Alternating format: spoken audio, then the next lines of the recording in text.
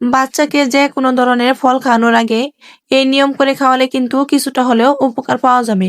So hello everyone, আসসালামু আলাইকুম। কি অবস্থা সবাই, কেমন আছো তোমরা? এই দেখো, গতকালকে কিন্তু আমার হাজবেন্ড অফিস থেকে আসার সময় রাতের বেলা ছেলের জন্য কয়েক রকমের ফল নিয়ে আসছে, আর আমি সেইগুলো একটা একটা করে গুছিয়ে নিতেছি।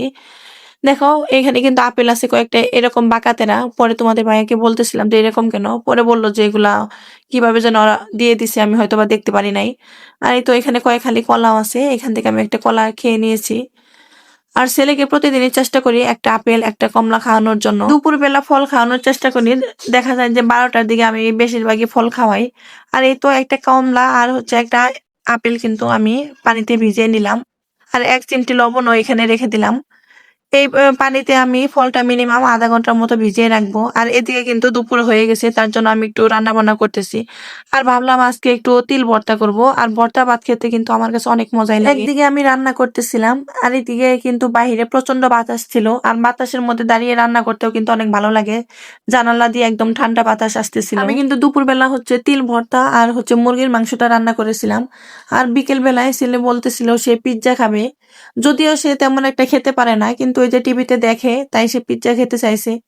পরে কি আর করার, ওর বাবাকে ফোন দিয়ে যখন বলে দিলাম, পরে একটা পিৎজা নিয়ে আসছিল, তাই আমি ছেলে শেয়ার করে খাইতেছিলাম। দেখা যায় যে ও একটা জিনিস ওর জন্য নিয়ে আসলে ও তো আর পুরোটা খেতে পারে না, ওর সাথে মিলে আমিও খাই।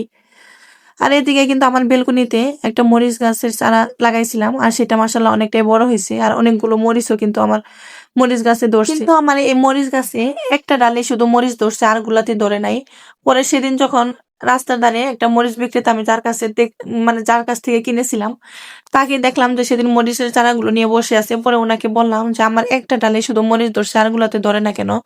পরে উনি বললো যে আর যে ডালগুলাতে ধরে নাই সেগুলো আগাগুলা একটু ছাঁটাই করে দিতে। পরে যেই কথা সেই কাজ, বাসায় আসার পরে আমি দেখেন ছোট ছোট করে কিন্তু ওই জায়গাগুলো কেটে দিছি।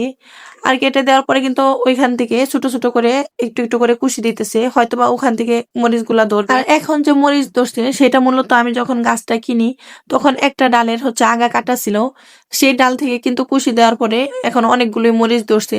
পরে বুঝতে পারলাম যে তাহলে আসলে লোকটা সত্যি কথাই বলছে, তার জন্য কিন্তু আমি ডালগুলা ছাঁটাই করে দিছি। আর এদিকে আমার রান্নাঘরে দেখা গেছে যে আমার এই রেকটা কিন্তু অনেকটাই তেল কাস্টে ভাব হয়ে আছে, অনেকটাই ময়লা পড়ছে, যেহেতু জানালার কাছাকাছি রাখছি, বাহির থেকে অনেক ময়লা আসে। পরে ভাবলাম যে আজকে যেহেতু তেমন একটা কাজকর্ম নেই, তাহলে একটু এই রান্নাঘরটা আমি ডিপ ক্লিন করে ফেলি।